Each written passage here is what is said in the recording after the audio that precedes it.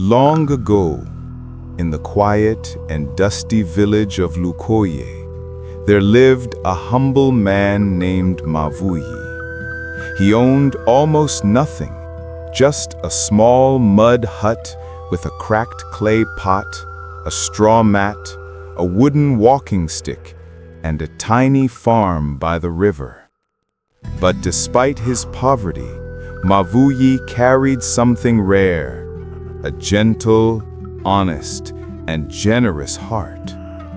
He was the kind of man who would stop his own work to help a neighbor.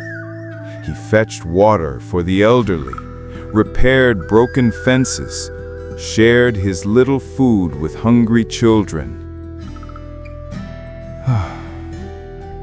People loved his help, but never cared enough to help him back. Then, one year, the sky forgot how to rain. The rivers shrank, the crops turned brown, the sun roasted the land without mercy. Children cried in hunger, even the animals grew thin. Maui's little farm, the small plot he depended on, dried into dust. Day after day, he grew weaker. He tried to gather roots from the forest, but the ground was too hard to dig. He searched for berries, but birds had already eaten them all. His breath grew heavy. His steps grew slow. I cannot survive another day like this. For the first time in his life, Maui decided to ask the village for help. He walked slowly to the home of Kamonjo, the wealthiest farmer in Lukoye. Huge granaries towered behind the compound, filled with maize and sorghum. Maui leaned on his stick and knocked. Kamonjo appeared, wiping his hands with pride. "My brother, I have no food left. If you have even a handful of maize, I will be grateful." Kamonjo's face hardened. "I worked hard for my harvest. I cannot feed people who failed to prepare. Go home, Maui." Maui swallowed his pain. "Thank you. Anyway." He turned and walked away, slower than before. Next, he went to the strongest hunter in the village, Wanyama. The hunter had just returned with fresh meat. Maui approached carefully.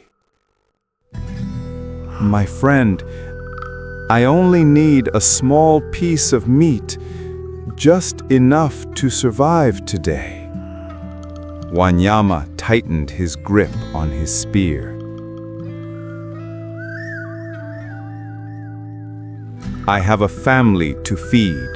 I cannot waste food on someone who can no longer hunt." Maui's shoulders dropped. He walked away again, his legs trembling. He tried the other homes, but every door closed. Every pot stayed covered. Every woman avoided his eyes.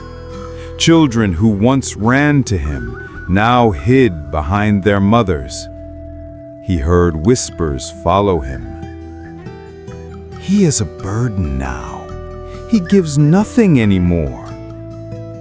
With each rejection, Maui's strength faded. By sunset, he had visited every home, and not a single person helped him. That night, the sky was black and silent, cold wind blew into his hut. Maui lay on the hard floor because he lacked the strength to climb onto his straw mat. His stomach twisted in pain. His hands trembled, his vision blurred. He looked toward the roof, where tiny stars peeked through the holes in the grass. Tears rolled down the sides of his face. A soft, broken whisper slipped from his lips. "If they will not feed me when I am alive, then they shall never eat in my death." A long, painful silence filled the hut. A very soft exhale left Maui's lips. His eyes slowly closed, and his spirit drifted away. At sunrise, village children ran to play near his hut. They found him lying still. They screamed. The elders came running. Wails filled the air. Suddenly, everyone remembered how kind Maui had been, how helpful, how humble. But remembering kindness is not the same as practicing it. The elders gathered beneath the big fig tree. "As tradition demands, we must prepare a great feast for his burial." The villagers agreed. The same villagers who refused to give him food in life now prepared to eat at his death. Women carried pots, hunters brought goats, men gathered firewood. The whole village buzzed like a marketplace. But something felt wrong. A group of women knelt to light the cooking fire. They struck the first match. The flame died instantly. They tried again and again.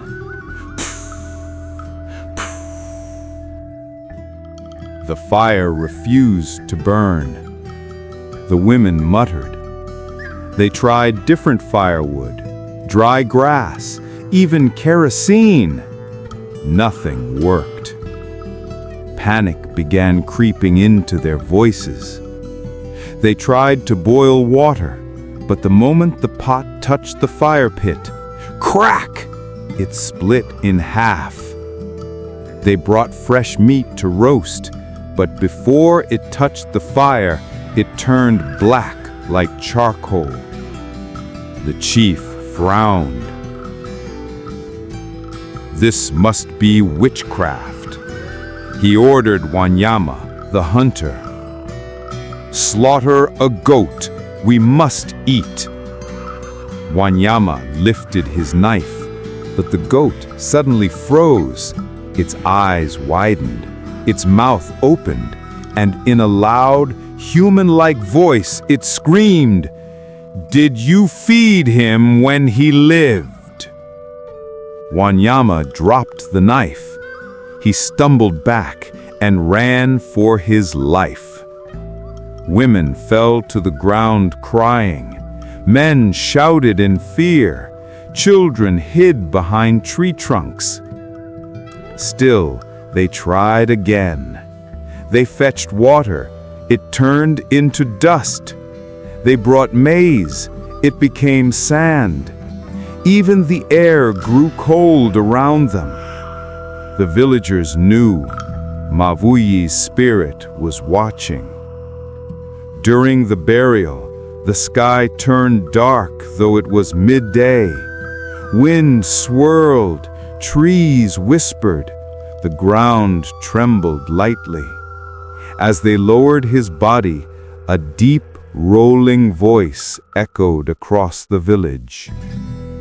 "You let me die with an empty stomach, and now my burial shall be empty too." A long silence filled the village.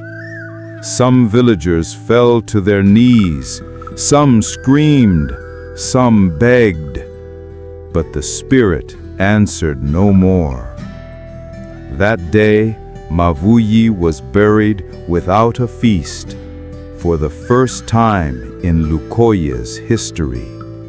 No food, no drink, no celebration, only guilt. Days passed, weeks passed, but the memory of Maui's curse never left the village. When a traveler passed by, they offered food. When a widow cried, they brought grain. When a hungry child begged, they shared their last piece of ugali. Because they feared that another spirit like Maui might rise again. And from that day on, a saying lived in their hearts: feed the living or fear the dead.